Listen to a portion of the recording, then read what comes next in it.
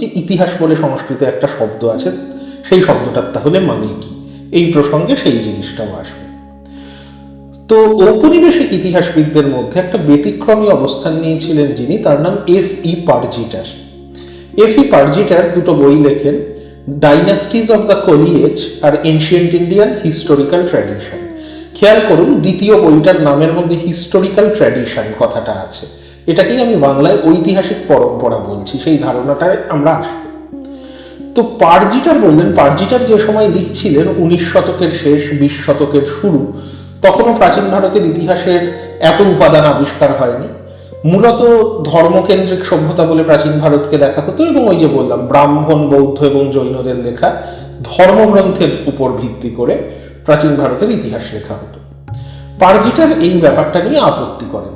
পারজিটার বলেন যে স্বাভাবিকভাবেই ধর্মগ্রন্থ যারা লিখছেন তারা তো ধর্মপ্রচারক, ধর্মীয় নেতা, তারা কেন ইতিহাসের বিবরণ নিয়ে মাথা ঘামাবেন? ধর্মগ্রন্থ দেখলে ইতিহাস চেতনা পাওয়া যাবে না, এটা খুব স্বাভাবিক ব্যাপার। পারজিটার প্রশ্ন করেন যে পাশ্চাত্যের ইতিহাস লিখতে গিয়ে যদি কেউ বলে যে শুধু বাইবেলের উপর ভিত্তি করে আমরা পাশ্চাত্যের ইতিহাস লিখবো, তাতে কি ইতিহাস চেতনা পাওয়া যাবে? একেবারেই যাবে না। একই কারণে বৈদিক সাহিত্য বা বৌদ্ধ সাহিত্য বা জৈন সাহিত্যে ইতিহাস চেতনা পাওয়া যাচ্ছে না। বরঞ্চ পারজিটার বলেন যে আমাদের, বিশেষ করে উনি ব্রাহ্মণ্য সাহিত্যের কথাই বলছিলেন, যে বৈদিক সাহিত্যের উপর নির্ভর করে থাকলে হবে না, কারণ বৈদিক সাহিত্যের রচয়িতা সবসময় না হলেও প্রচারকরা হচ্ছেন ব্রাহ্মণ, যাদের পেশা হচ্ছে ধর্মীয় নেতৃত্বদান। তাদের অবশ্যই অতীতের পুঙ্খানুপুঙ্খ বিবরণে অতটা আগ্রহ নেই যতটা ধর্ম, দর্শন এই সমস্ত বিষয়ে আছে। কিন্তু আমরা জানি প্রাচীন ভারতে শাসন করতেন ক্ষত্রিয়রা। তো পারজিটারের বক্তব্য হচ্ছে যে ব্রাহ্মণ পরম্পরার বদলে, অর্থাৎ বৈদিক পরম্পরার বদলে ক্ষত্রিয় পরম্পরার খোঁজ করতে হবে।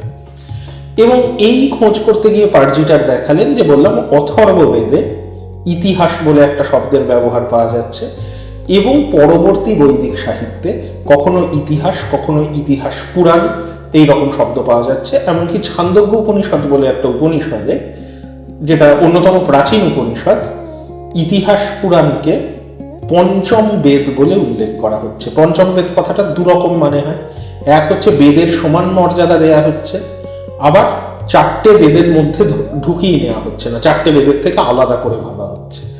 তো এই ইতিহাস বা ইতিহাস পুরাণ এই পরম্পরার কথা কিন্তু খুব প্রাচীনকাল থেকে আমরা পাচ্ছি। এবং প্রাচীনকালটা কত প্রাচীন একটু যদি আমরা সময়কাল ভেবে নিই, তাহলে অথর্ববেদের সময় থেকে উল্লেখ পাওয়া যাচ্ছে। বৈদিক যুগ যে সময়টাকে আমরা বলি, মোটামুটি ভাবে 1400 থেকে 600 খ্রিস্টপূর্বাব্দের মধ্যের সময়কাল। তার মধ্যে বৈদিক সাহিত্যের মধ্যে সব থেকে প্রাচীন হচ্ছে ঋগ্বেদের সংহিতা, যার রচনাকাল মনে করা হয় 1400 থেকে 1000 খ্রিস্টপূর্বাব্দের মধ্যে। আর বাকি বৈদিক সাহিত্য অর্থাৎ সাম, যজুর এবং অথর্ববেদের সংহিতাগুলো, এবং তারপরে বিভিন্ন ব্রাহ্মণ, আরণ্যক এবং উপনিষদ, এগুলোকে বলা হয় পরবর্তী বৈদিক সাহিত্য, যেগুলোর বেশিরভাগটাই 1000 থেকে 600 খ্রিস্টপূর্বাব্দের মধ্যে রচিত, কোনো কোনো উপনিষদ আরো পরে রচিত। তো তাহলে এই পরবর্তী বৈদিক যুগের একদম গোড়ার দিকে, যখন অন্য বেদগুলোর সংহিতা রচনা হচ্ছে, যেমন অথর্ববেদের সংহিতা, সেই সময় থেকেই কিন্তু ইতিহাস বা ইতিহাস পুরাণ বলে একটা পরম্পরা আছে। এই পরম্পরাটা কি? এটা চারণ কবিদের পরম্পরা। আমরা জানি বৈদিক যুগে লেখার চল ছিল না, বৈদিক সাহিত্যও মুখে মুখে প্রচারিত হয়েছে, তাই বেদকে শ্রুতি বলা হয়। কিন্তু বৈদিক সাহিত্য শেষ পর্যন্ত ধর্মীয় সাহিত্য, অনেকেই বেদকে মনে করেন অপৌরুষেয়, ঈশ্বরের বাণী। সেই কারণে একটা চেষ্টা ছিল যে বৈদিক সাহিত্য যেন বিকৃত না হয়, মুখে মুখে প্রচারিত হলেও একদম হুবহু যেটা আসছে সেটাই যেন থাকে। বৈদিক শিক্ষার পদ্ধতিতে তাই হুবহু মুখস্থ করা, এটার উপর খুব গুরুত্ব দেওয়া হতো। অন্যদিকে চারণ কবিরা তারাও মৌখিকভাবে সাহিত্য রচনা করেন, এবং বিভিন্ন উৎসবে বা রাজসভায় নানা জায়গায় মৌখিকভাবে তাদের সাহিত্য পরিবেশন করেন। সুত, মাগধ, কুশীলব এরকম অনেক চারণ কবিদের উল্লেখ আমরা প্রাচীন ভারতীয় সাহিত্যে পাই। এই চারণ কবিদের পরম্পরা হচ্ছে ইতিহাস পুরাণ পরম্পরা। এবং এটা যেহেতু ধর্মীয় সাহিত্য নয়, এক এক সময় এক এক রকম ভাবে এই পরম্পরাকে পারফর্ম করা যায়। তো যে কথা বলছিলাম, যে পরবর্তী বৈদিক যুগের একদম গোড়ার থেকে এই পরম্পরা ছিল। এবং পার্জিটার বললেন চারণ কবিদের মূল পৃষ্ঠপোষক কারা? রাজারা, ক্ষত্রিয় রাজারা। এবং রাজারা নিশ্চয়ই নিজেদের কীর্তি কাহিনী, নিজেদের বংশের কাহিনী এগুলো মনে রাখতে চাইবেন। তাই আমাদের এই ইতিহাস পুরাণ পরম্পরাকেই দেখতে হবে। এখন ইতিহাস পুরাণ পরম্পরার নিদর্শন আমরা কোথায় পাব? পুরাণ বলে অনেকগুলো বই এখনো পাওয়া যায়, আর মহাভারত বললাম নিজেকে ইতিহাস বলে উল্লেখ করে। তাই পার্জিটার মহাভারত এবং পুরাণগুলোকে ব্যবহার করে তাতে যে রাজবংশের তালিকা, বংশলতিকা ইত্যাদি পাওয়া যায়, সেই তালিকাগুলো গ্রহণ করে প্রাচীন ভারতের ইতিহাস লেখার চেষ্টা করেন। কিন্তু কালক্রমে যখন প্রচুর আরও নির্ভরযোগ্য ঐতিহাসিক উপাদান, যেমন বিভিন্ন রাজাদের লেখানো লেখ, মুদ্রা এসব আবিষ্কার হয়, প্রাচীন ভারতের ইতিহাস নিয়ে আমাদের ধারণা স্পষ্ট হয়, তখন দেখা যায় পার্জিটারের করা তালিকাগুলো খুব একটা ধোপে টিকছে না। এই জন্য পার্জিটার যদিও একটা খুব সঙ্গত প্রশ্ন তুলেছিলেন, কিন্তু তার মতামত পরবর্তীকালে জনপ্রিয়তা হারায় এবং পার্জিটারকে অনুসরণ করেছিলেন যে ভারতীয় ইতিহাসবিদরা, এডি পুসালকার, পিএল ভার্গব ইত্যাদি, তাদের কাজও খুব একটা গুরুত্ব আর পায়নি।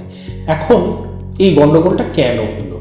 তার একটা কারণ হচ্ছে সত্যি কথাই যে ইতিহাস পুরাণ বলে একটা পরম্পরা প্রাচীন ভারতে ছিল, কিন্তু সেই পরম্পরা আর আজকে যে পুরাণগুলো আমরা পাচ্ছি বা আজকে যে লিখিত মহাভারতের টেক্সট আমরা পাচ্ছি, সেগুলো কি এক? সেগুলো কিন্তু এক নয়। কারণ বলাই হলো ইতিহাস পুরাণ পরম্পরা যেহেতু ধর্মীয় পরম্পরা হিসাবে তার উৎপত্তি হয়নি, বৈদিক পরম্পরার মতো ঠিক হুবহু মুখস্থ করতে হবে এরম কোনো বাধ্যবাধকতা কিন্তু ইতিহাস পুরাণে ছিল না। প্রত্যেকটা পারফরমেন্সে যারা পরিবেশন করছেন তারা নিজেদের মতো এবং কোন শ্রোতা, কোন দর্শকের জন্য পারফর্ম করছেন সেই অনুসারে সেগুলো বদলাতে থাকে। ফলে আজকের লিখিত টেক্সটগুলো কিন্তু প্রাচীন যুগের সেই মৌখিক পরম্পরাকে তুলে ধরে না, বিশেষ করে পুরাণগুলো তো ধরেই না।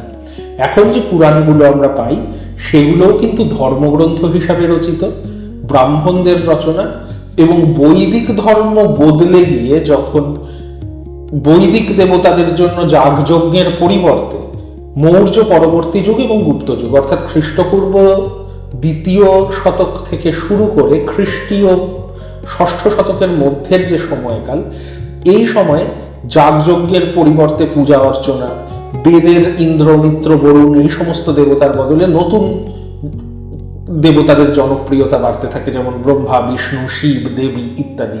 আজকের হিন্দু ধর্মের যে চেহারা আমরা দেখি সেটা অনেকটাই গড়ে উঠতে থাকে এই সময়। এবং যেহেতু এই দেবদেবীদের কথা বেদে খুব একটা নেই, বা বেদে মূলত যাগযজ্ঞের কথা আছে, মূর্তি পূজা, মন্দির নির্মাণ এইসবের কথা নেই, এই নতুন পরিবর্তিত ধর্মীয় বিশ্বাস তার উপযুক্ত ধর্মগ্রন্থ হিসাবে এই নতুন জনপ্রিয় হয়ে ওঠা দেবতাদের যারা উপাসক, বৈষ্ণব, শৈব, শাক্ত, তারা কিন্তু পুরাণগুলো রচনা করেন। তো পুরাণগুলোও ধর্মগ্রন্থ হিসাবে রচিত, এখন যে পুরাণ আমরা পাই সেগুলোও ব্রাহ্মণদের রচনা।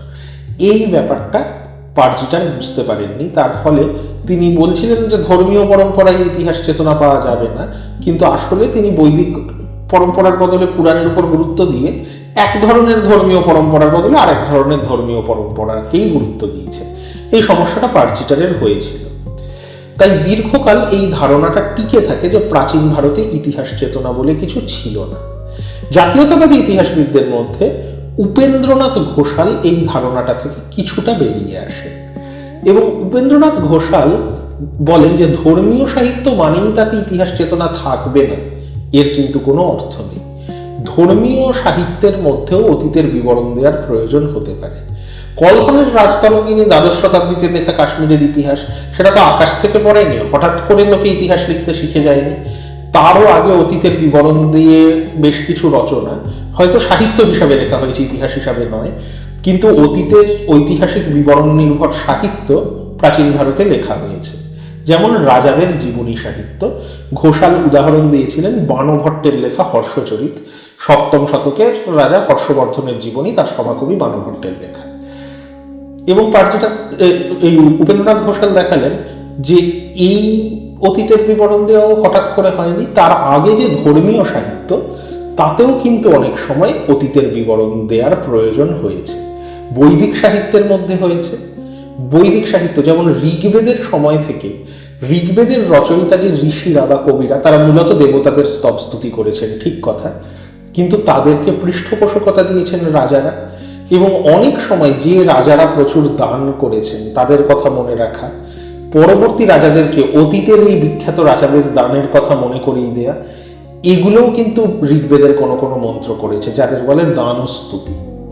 ধর্মীয় সাহিত্য হলেও ধর্মের পরিপ্রেক্ষিতেও কোনো একটা বিখ্যাত যজ্ঞ অতীতের কোন কোন বিখ্যাত ব্যক্তি করেছে তার তালিকা পাওয়া যায়, বা উপনিষদের গুরু শিষ্য পরম্পরার তালিকা পাওয়া যায়। একইভাবে বৌদ্ধ সাহিত্যে, ধর্মীয় সাহিত্য হলেও বৌদ্ধ ধর্মের যেহেতু একজন ঐতিহাসিক প্রতিষ্ঠাতা আছেন, গৌতম বুদ্ধ কে ছিলেন, তার সমসাময়িক সমাজ কেমন ছিল, বুদ্ধের সঙ্গে সমসাময়িক ব্যক্তিত্বদের সম্পর্ক কি ছিল, বৌদ্ধ সংঘের বিবর্তন কিভাবে ঘটেছে, কারা কারা বৌদ্ধ ধর্মের বিকাশে বড় অবদান রেখেছে, এই নিয়ে অতীতের অনেক বিবরণ কিন্তু বৌদ্ধ সাহিত্যেও পাওয়া যায়। আর ইতিহাস পুরাণ পরম্পরাটা তো ছিল, এখন তাদের টেক্সট পাওয়া যায় বা না পাওয়া যাক, কাজেই প্রাচীন ভারতে কিন্তু অতীত চেতনা ছিল, এটা উপেন্দ্রনাথ ঘোষাল দেখান। এবং VS পাঠক উপেন্দ্রনাথ ঘোষালের পদ্ধতি অনুসরণ করে এই জীবনী সাহিত্যের উপর একটা গুরুত্বপূর্ণ গবেষণা করেন। কিন্তু এই বিষয়ে সব থেকে গুরুত্বপূর্ণ অবদান রেখেছেন সাম্প্রতিককালে রমিলা থাপার, তার পাস্ট বিফোর আস বলে বইতে। থাপার বলেন যে এই দৃষ্টিভঙ্গিটাই ভুল, যে ইউরোপ থেকে আসা একটা পদ্ধতি হিস্ট্রি লেখা, তার নিরিখে আমরা প্রশ্ন করছি একটা প্রাচীন সভ্যতায় হিস্ট্রি লেখা হয়েছে কিনা। যদি না হয়ে থাকে আমরা বলে দিচ্ছি যে সেই সভ্যতায় তাহলে ইতিহাস চেতনা ছিল না। থাপার বলছেন এটা কেন? হিস্ট্রি লেখা তো অতীতের বিবরণ দেওয়ার একটা নির্দিষ্ট পদ্ধতি, যেটা আধুনিক যুগে তৈরি হয়েছে। অন্য সভ্যতায় আধুনিক যুগের আগে অন্য নানা রকম পদ্ধতি থাকতে পারে, যেভাবে তারা অতীতকে তুলে ধরতে চেয়েছে। তাদের উদ্দেশ্য হিস্ট্রির সঙ্গে এক নাই হতে পারে, যে তথ্য প্রমাণ উপাদান নির্ভর অতীতের পুঙ্খানুপুঙ্খ ঘটনার বিবরণ তারা নাই দিতে পারে, কিন্তু তারা অতীত নিয়ে চিন্তা ভাবনা করেছেন, অতীতকে মনে রেখেছেন, অতীতকে কিভাবে তুলে ধরা যায় সেটা নিয়ে বিবেচনা করেছেন। থাপার বলছেন এই ধরনের পরম্পরা যদি থাকে তাদের আমাদের ইতিহাস সচেতন পরম্পরা বলে ধরে নিতে হবে, এবং এদেরকেই থাপার বলছেন হিস্টোরিক্যাল ট্র্যাডিশন বা ঐতিহাসিক পরম্পরা। কি করে বোঝা যাবে কোনো সভ্যতায় ঐতিহাসিক পরম্পরা ছিল কিনা? থাপারের মতে 3টে প্রশ্ন করতে হবে। 1 নম্বর, সেই পরম্পরা কি অতীতকে গুরুত্বপূর্ণ মনে করছে, অতীতের কথা মনে রাখতে হবে মনে করছে? 2 নম্বর হচ্ছে সেই পরম্পরা কি কালানুক্রমিক, অর্থাৎ কোনটা আগে ঘটেছে কোনটা পরে ঘটেছে তার একটা ধারণা আছে, কারণ সেটা থাকলে কার্যকারণ সম্পর্ক প্রতিষ্ঠা করা যায়। তৃতীয়ত হচ্ছে অতীতের বিবরণ কেন গুরুত্বপূর্ণ মনে করা হচ্ছে, যখন সেই পরম্পরা রচিত হচ্ছে তার সমসাময়িক সমাজের জন্য অতীতের কি কোনো ব্যবহারযোগ্যতা আছে মনে করা হচ্ছে। থাপার দেখিয়েছেন প্রাচীন ভারতে বহু পরম্পরা ছিল যারা এই 3টে বৈশিষ্ট্যের প্রমাণ দেয়। সেগুলিকে হিস্ট্রি বলা যাবে না, কারণ হিস্ট্রির সঙ্গে পদ্ধতিগতভাবে হুবহু তারা মেলে না, কিন্তু তারাও ইতিহাস সচেতন পরম্পরা। এই ইতিহাস সচেতন পরম্পরা প্রথম দিকে ধর্মীয় সাহিত্যের মধ্যে অন্তর্নিহিতভাবে ছিল এমবেডেড হিস্ট্রি, যার মধ্যে রয়েছে বৈদিক পরম্পরার অনেক অংশ, যার মধ্যে রয়েছে ইতিহাস পুরাণ পরম্পরা, এবং বৈদিক ধর্মের যারা বিরোধী তাদের রয়েছে শ্রমণীয় পরম্পরা বৌদ্ধ এবং জৈন সাহিত্যের মধ্যেও। সেখানে প্রাচীন বৌদ্ধ সাহিত্যে ছিন্ন বিচ্ছিন্নভাবে ইতিহাস চেতনা আছে। তারপর অনেক জায়গায় বৌদ্ধ সংঘ নিজের ইতিহাস লেখানোর চেষ্টা করেছে, যেমন শ্রীলঙ্কার বৌদ্ধ বিহার মহাবিহার দীপবংশ এবং মহাবংশ বলে 2টি বই লিখিয়েছিল। আবার বৌদ্ধ ধর্মের গুরুত্বপূর্ণ মানুষদের, বুদ্ধের এবং বৌদ্ধ ধর্মে যারা অবদান রেখেছেন তাদের জীবনী সাহিত্য নিয়ে অবদান সাহিত্য রচিত হয়েছে। এগুলো শ্রমণীয় পরম্পরার উদাহরণ। আর একটা সময়ের পর রাজারা তাদের রাজসভায় সরাসরি অতীতের বিবরণ লেখানো শুরু করেন, যাকে থাপার বলছেন এক্সটার্নালাইজড হিস্ট্রি বা বাহিরীকৃত ইতিহাস।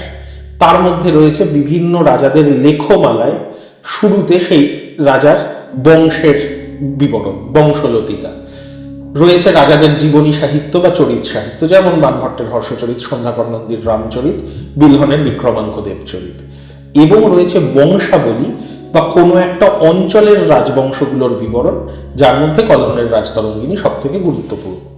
অতএব থাপার কিন্তু প্রাচীন ভারতে ইতিহাস চেতনার উপর খুবই গুরুত্ব দিচ্ছেন, এবং এই যে পরম্পরাগুলোর কথা থাপার বলছেন, বিশেষ করে এমবেডেড হিস্ট্রি হিসাবে, তার মধ্যে খুব গুরুত্বপূর্ণ হলো ইতিহাস পুরাণ পরম্পরা। পুরাণের কথায় এখন যাচ্ছি না, কিন্তু ইতিহাস বলে যে বিষয়টা ছিল, সেই বিষয়ের একমাত্র উদাহরণ হিসাবে এখন টিকে রয়েছে মহাভারত।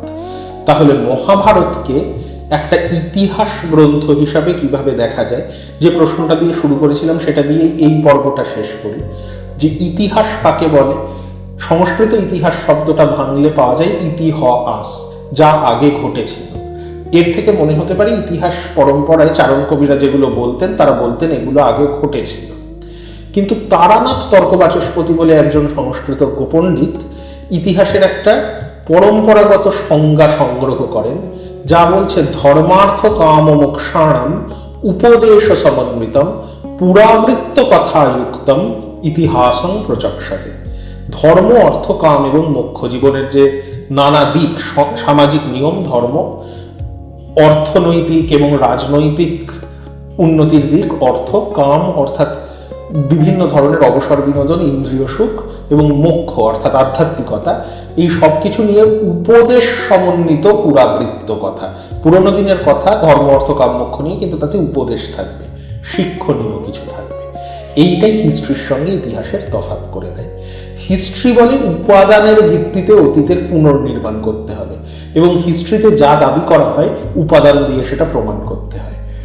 ইতিহাস অতীতের বিবরণ দিত, কিন্তু ইতিহাসের মূল লক্ষ্য উপদেশ দেওয়া। তাই চারণ কবিরা যে অডিয়েন্সের জন্য বলছেন, অতীতের বিবরণকে যে উপদেশটা দিতে চাইছেন তার মতো করে নিজেদের মতো গড়ে পিটে নিতে পারেন। ইতিহাসের কিন্তু তথ্যনিষ্ঠ হওয়ার দায় নেই হিস্ট্রির মতো। এই নিয়ে প্রাচীন ভারতে বিতর্ক ছিল। খ্রিস্টপূর্ব 7ম 6ষ্ঠ শতকে লেখা যাস্কর নিরুক্ততে বলা আছে, ঐতিহাসিক আর নৈরুক্তক বলে দুটো গোষ্ঠী আছে। ঐতিহাসিকরা বলছেন না, ইতিহাসের বিবরণ তথ্যনিষ্ঠ হলে ভালো। নৈরুক্তকরা বলছেন ইতিহাসের যে শিক্ষণীয় বিষয় সেটা তুলে ধরা বেশি গুরুত্বপূর্ণ। তাই ইতিহাস পরম্পরা কিন্তু হিস্ট্রি নয়, এই জিনিসটা আমাদের মনে রাখতে হবে। মহাভারত নিজেকে বারবার ইতিহাস বলেছে, এবং খুব সফল ইতিহাস বলেছে। মহাভারত বলে ধর্মে চার্থে চ কামে চ মোক্ষে চ ভরতোৎসব যদি হাস্তি তদন্যত্র ইয়ন্নে হাস্তি নতৎ কচিত। অর্থাৎ ধর্ম, অর্থ, কাম, মোক্ষ বিষয়ে যা জানার তা এখানে আছে, এখানে যা নেই তা কোনো জায়গায় নেই। ইতিহাসের পরম্পরাগত সংজ্ঞার সঙ্গে মহাভারত নিজেকে যেভাবে ব্যাখ্যা করে সেটা মিলে যায়, এবং তাই আমরা পরের পর্বে আলোচনা করব যে একটা ইতিহাস টেক্সট হিসাবে মহাভারতকে কিভাবে দেখা যায়।